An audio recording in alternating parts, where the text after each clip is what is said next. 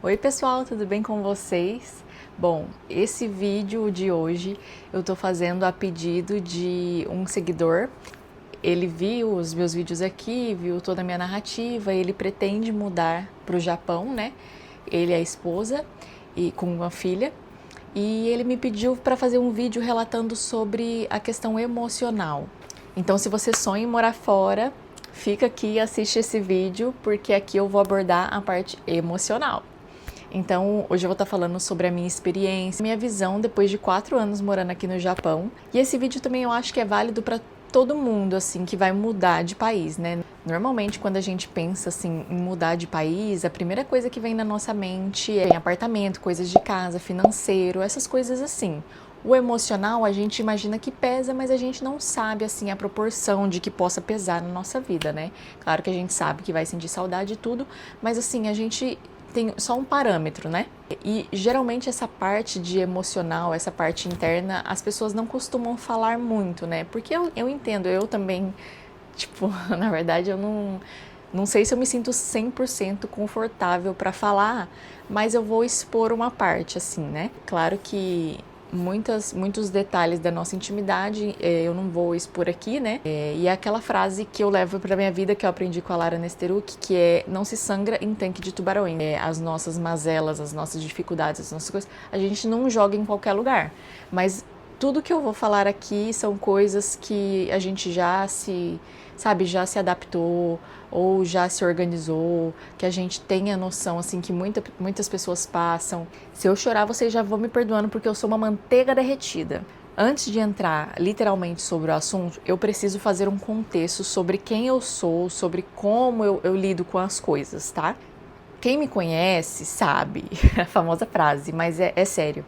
Quem me conhece sabe que eu normalmente sou muito positiva. Eu prefiro sempre ir pela alegria do que ir pelas tristezas, assim. Então, tudo na minha vida eu tento ir pro lado positivo, tirar as coisas boas e os aprendizados com as coisas ruins, mas sempre trazendo pro lado bom, entendeu? Não é que eu não deixe as dificuldades ali me ensinar alguma coisa assim. Não, pelo contrário.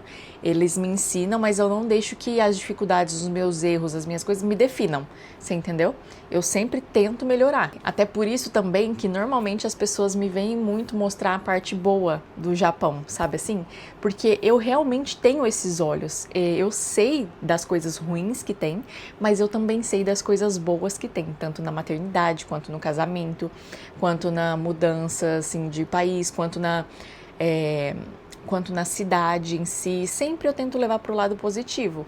E não quer dizer que eu tenha menos desafios que vocês ou que eu sofra menos do que vocês. Não, a diferença é como eu lido com isso, entendeu? Até porque eu já passei muita coisa na minha vida. E eu tô rindo, mas eu já chorei muito. Aí eu preciso frisar que o meu objetivo não é desanimar ninguém de mudar de país ou alguma coisa assim, longe de mim, sério mesmo. Até porque eu amei mudar de país. Pra mim, me fez um bem danado, fez um bem pra minha família, pro meu casamento, para os meus filhos, fez muito bem. Eu quero ajudar você a se preparar para esse momento, sabe? Porque assim, na minha opinião, que se a gente se apega às dificuldades, só ali as coisas ruins e fica ali focando nisso, a gente acaba não aproveitando as coisas boas, assim, entendeu? Acaba que você dá tanta importância pra coisa ruim que a coisa boa você não percebe. E aí, às vezes, você se lembra tanto de reclamar, mas se esquece de agradecer. E eu vou frisar também que cada imigrante vive a sua imigração de um jeito. Não é porque eu estou colocando aqui a minha situação que todo mundo passa pela mesma coisa, tá? Essa conversa é em tom de a minha experiência. É como se eu estivesse sentando numa mesa tomando um café com você. Não tem café, mas tem água, porque eu acabei de tomar café, né? Então, inclusive, beba água. Eu ando com essa garrafa ou com um copo gigante também, para todo canto que eu vou. Todo canto que eu vou, você vai me ver tomando água. Tem gente que se adapta muito fácil. Tem gente que demora meses e meses para se adaptar. E muitas, inclusive, nunca se adaptam. No meu caso, foi o seguinte. Voltando lá desde antes, a ideia que surgiu de vir morar fora. Eu nunca, na minha vida, imaginei morar fora do país. Nunca. O Leandro, tinha a vontade de conhecer o Japão desde que ele era criança, por conta da Dragon Ball, essas coisas de anime, o jogo. O Leandro gosta dessas coisas. Eu não gosto. Assim, claro que eu assisti a Dragon Ball, né? Assisti também One Piece também. Mas assim, eu não sou muito ligada nesse universo otaku. Eu prefiro mais um bom livro, um chazinho da tarde, uma coisinha de vovozinha assim mesmo. Prefiro crescimento pessoal, leitura sobre filhos, sobre empreender, sobre conhecer pessoas. É isso que eu gosto. Então assim, quando ele resolveu falar assim pra mim, a gente podia mudar de país, eu falei, não. Mas aí, com o tempo, meu cunhado foi e deu a ideia de ir para Portugal, né? Ele falou que ele estava querendo ir, que ele estava pesquisando sobre ir para Portugal e tudo mais. Acabou que a minha sogra foi primeiro para Portugal, em seguida foi meu cunhado. E aí a gente ficou lá, e aí o Leandro falou, vamos ou para Portugal ou vamos para o Japão, porque eu tinha meus tios morando aqui no Japão. Um tio meu já foi embora, né? E o outro é aqui e ele é Tantoshi. Então ele conseguia organizar tudo certinho pra gente já vir trabalhando, né? Isso também foi um grande peso, tá? Porque como meu tio, que era o Tantoshi, ele conseguia me dar segurança, você entendeu? Então assim, eu tive esse diferencial que muita gente não tem. E aí a gente começou a fazer o quê? Assistir vídeos aqui no YouTube.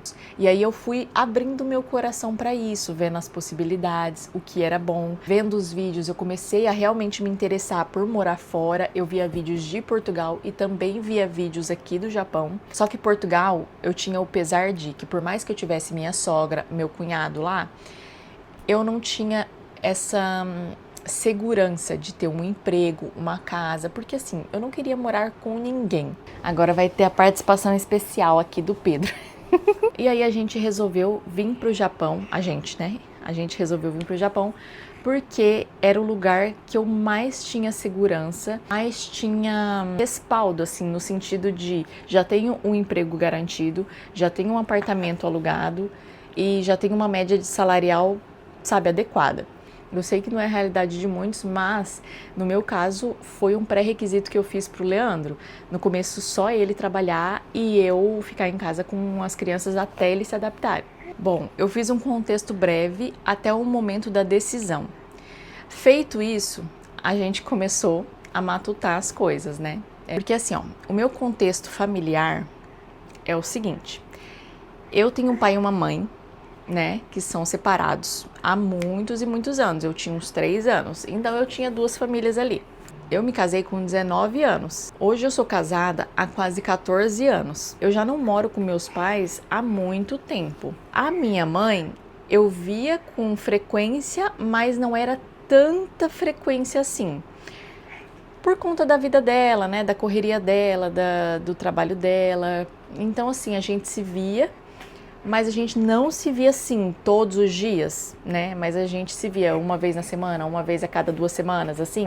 Só que a gente se falava por telefone sempre. Já meu pai, eu via com muito mais frequência. Ele tinha mais flexibilidade também em questão dos horários. Às vezes, quando saía do serviço do Leandro, a gente se encontrava lá na casa do meu pai para tomar um café da tarde. No final de semana também a gente se encontrava para almoçar, né? Fazia churrasco e tudo mais.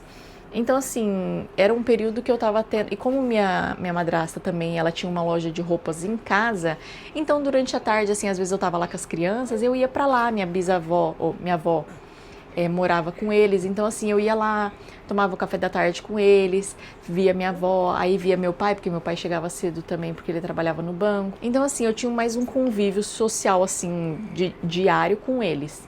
Não é que eu seja mais apegada a um ou ao outro, que eu seja mais apegada... Não, não tem nada disso, porque eu falo com os dois. Inclusive, hoje em dia, eu falo com mais frequência com a minha mãe do que com o meu pai. Porque com o meu pai fica um pouco mais complicada agora a logística dele, com os horários dele, do que com a minha mãe. Com a minha mãe fica mais fácil, né? Porque agora meu pai, mesmo aposentado, ele voltou a trabalhar. Então a logística dele fica um pouco mais difícil. Agora minha mãe que tem o próprio negócio, então assim... fica mais fácil conversar com ela, sabe assim? Então a gente sempre foi uma família muito unida. A minha família é uma família grande, eu tenho 5 irmãos. Então, só que uma irmã mora em São Paulo, né? Mas os outros não, os outros moram lá na minha cidade mesmo.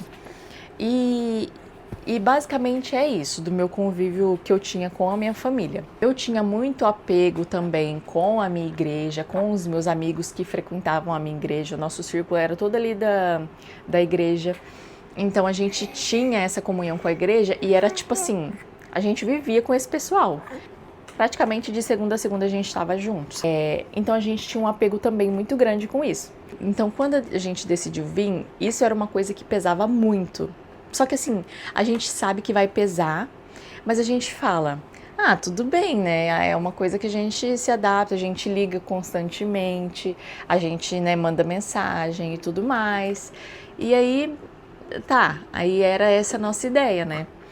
E porque a gente não consegue ter uma proporção de como vai ser, de o que vai ser, entendeu? A gente sabe que a gente vai sentir saudade, que não vai ser a mesma coisa, mas a gente não tem a proporção do que vai ser. Mudamos. O primeiro mês é tudo uma novidade. Não é só o primeiro mês, tá? É uns meses, aí a gente fica vivendo a novidade. No começo, a gente liga todo santo dia, igual pro meu pai eu ligava todo santo dia, pra minha mãe eu ligava todo santo dia. Os amigos, eu vou ser um pouco sincera, também deu uma entristecida de certa forma, sabe? Porque assim, alguns mandaram mensagem, claro, alguns continuaram o contato ali e tudo, mas outros não. E normalmente os que a gente achou que ia ter mais, não tinha. Então aí, pimba, já é uma frustração que a gente, né, tem, que a gente imagina que vai ser outra coisa. Mas ele mudou de país, ele que tem que mandar mensagem. Cara, não é uma via de mão dupla, né? Tipo, não é porque o outro mudou de país que agora é obrigação dele mandar mensagem, entendeu? Não é, mas enfim, eu continuava mandando mensagem de vez em quando, aí também hora ou outra eu recebia uma mensagem, mas assim, não era de todo mundo, né, que eu esperava receber e mandar, mas enfim, tivemos que lidar com essa primeira parte, né.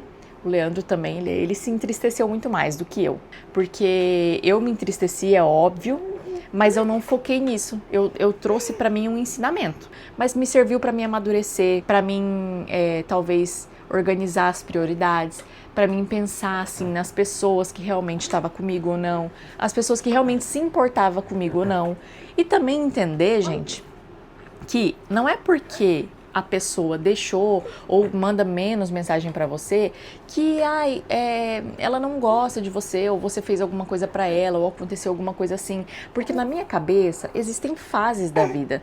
Tem fases que eu sou muito amiga, por exemplo, da Ana, vamos pôr o nome aqui aleatório, Ana. Eu sou muito amiga da Ana, mas só que passa um tempo que aí parece que já, tipo assim, aquela amizade de você já meio que cumpriu o seu propósito ali, entendeu? E aí você conhece a, sei lá, Beatriz. E aí a Beatriz te traz uma nova fase. Então eu acho também que a amizade também se encerra, sabe? Mas não é que se encerra no sentido de, eu não tenho mais contato com aquela pessoa, eu nunca mais vou ver aquela pessoa, ou tipo assim, eu não acompanho mais ela, não administro mais essa coisa assim, sabe? Tipo assim, conversar com ela ou alguma coisa assim. Não, nada longe disso. As pessoas com quem eu converso menos hoje, eu continuo admirando elas, sendo grata pelo momento que a gente viveu junta e assim, torcendo para a felicidade delas, para que elas encontrem pessoas que sejam boas também, né, que cumpram um propósito delas no caminho, que elas também frutifiquem na vida de outras pessoas, assim como eu também, porque eu também conheci novas pessoas, eu também tive as minhas experiências, eu também tô numa nova fase, eu tô com uma cabeça diferente, vivendo coisas diferentes, então é normal que o ciclo de amizade dá uma balançada, sabe? O negócio é você aprender com isso, né, sobre a questão da vida, sobre os ciclos da vida, ser grato a tudo que essa pessoa aconteceu na sua vida, né, sobre tudo que ela fez na sua vida, o que você aprendeu, o que você também proporcionou para ela, porque sempre uma amizade para mim é uma via de mão dupla e a amizade é um apoio, né, eu ao invés de me fechar ali e sofrer aquilo, eu decidi pegar o que era bom, pegar a lição daquilo e levar pra minha vida, tipo assim, seguir a minha vida. Mas aí vai de pessoa pra pessoa, eu tô falando sobre mim, sobre a minha experiência, sobre como eu lido com isso e talvez se ajudar pra você também. Agora, com relação aos pais, é uma dor um pouco maior, porque é aquela coisa de casa, sabe? É aquele café da tarde, é o abraço que você não tem mais, é você ver pela ligação que seus pais estão envelhecendo e você não sente mais o cheiro deles, você não vê, assim, você vê na imagem, mas você não consegue ter uma dimensão, você não consegue ter uma dimensão do quanto eles estão envelhecendo, sabe? O tempo vai passando e dói na gente, sabe? Dói de verdade, assim. Só que a gente se fala assim todo dia, eu com a minha mãe, por exemplo, né? A gente se fala todo dia. Então, assim, querendo ou não, ameniza um pouco a saudade. Hoje a modernidade trouxe pra gente essas coisas boas, que é a ligação de vídeo e a mensagem, né? Que eu posso mandar, assim, instantaneamente a pessoa receber.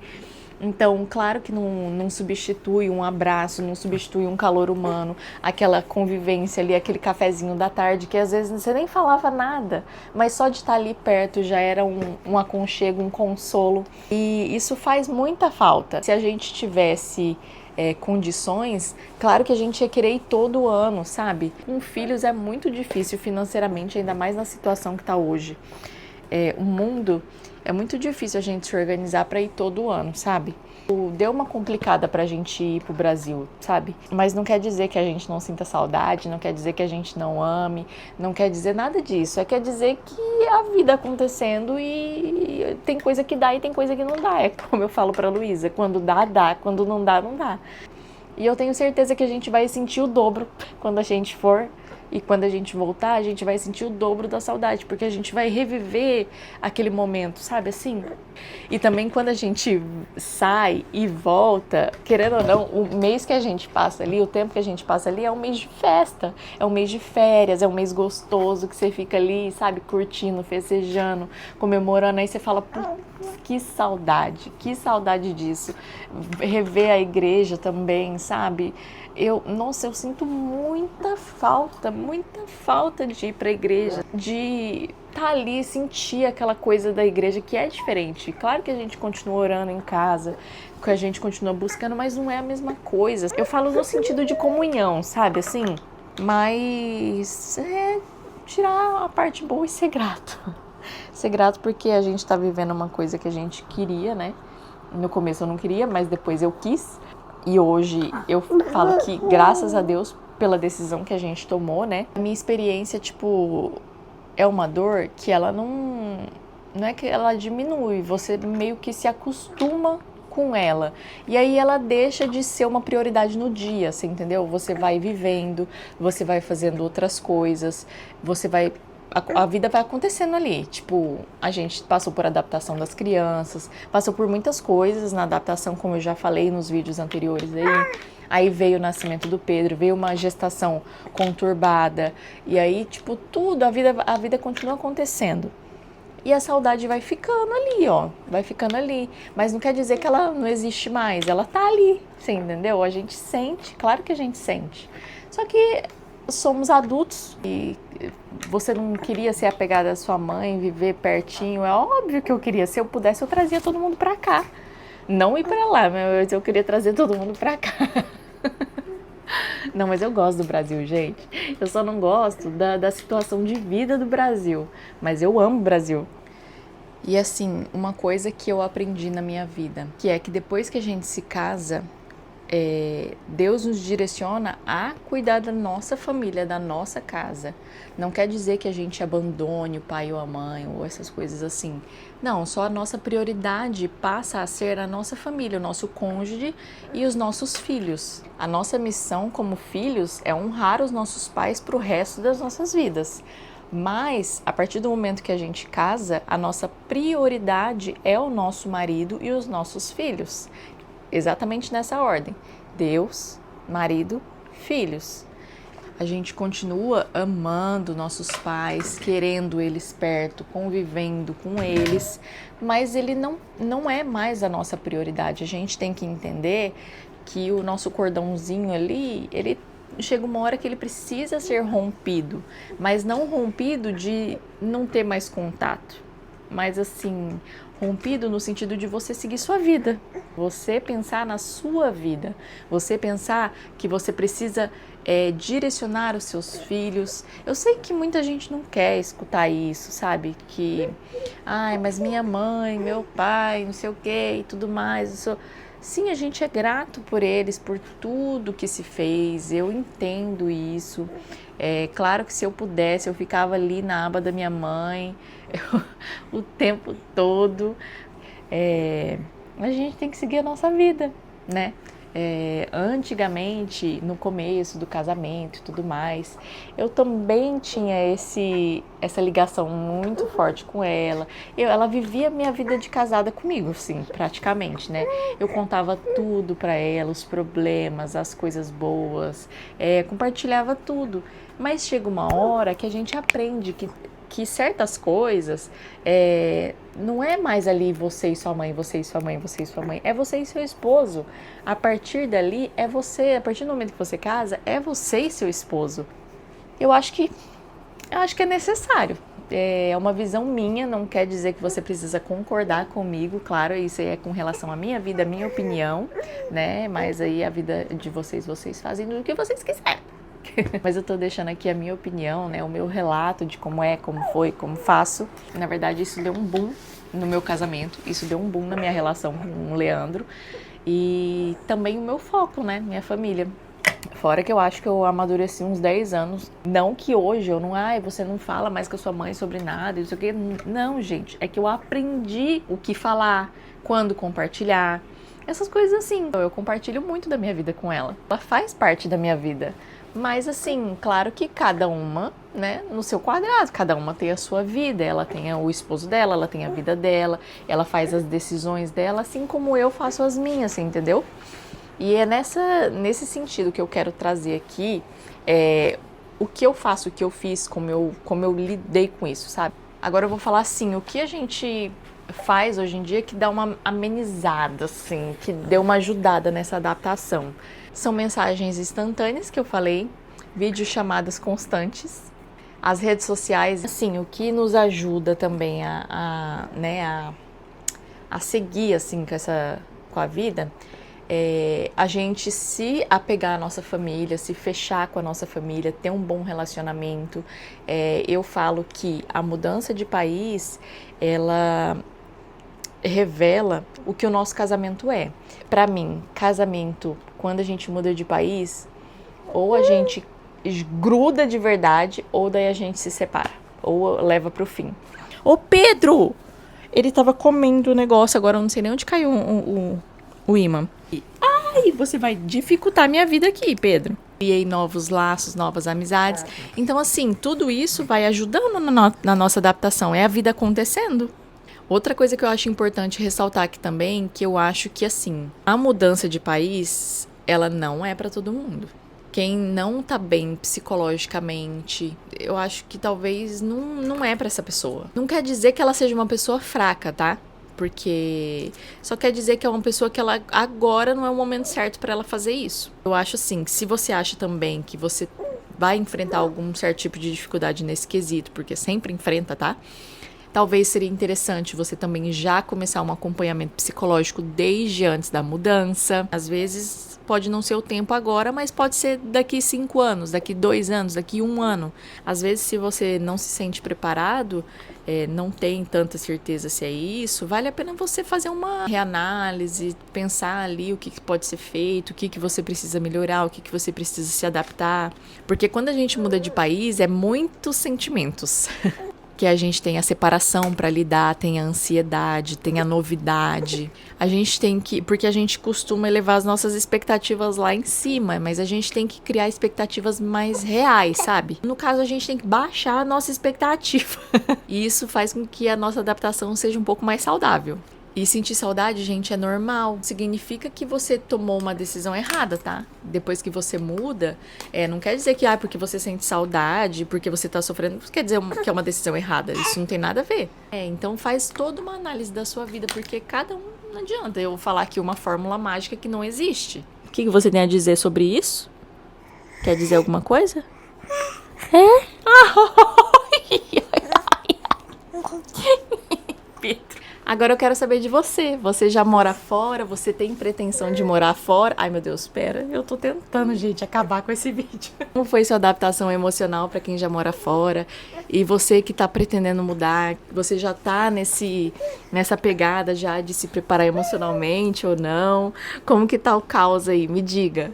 Compartilha sua experiência aqui comigo nos comentários. Se você tiver vergonha de compartilhar nos comentários, pode mandar lá no meu Instagram. Gente, tá impossível. Manda lá no meu Instagram também, por mensagem. Eu vou ter que dar mamar pra ele. Curta, compartilha. Deixa seu hypado aí. Deixa seu like, deixa seu comentário. Ah, não come! Mas é isso, gente. Espero que vocês tenham gostado e que tenha sido útil pra vocês. Dá tchau pro pessoal. Tchau, pessoal. Fui. Tchau!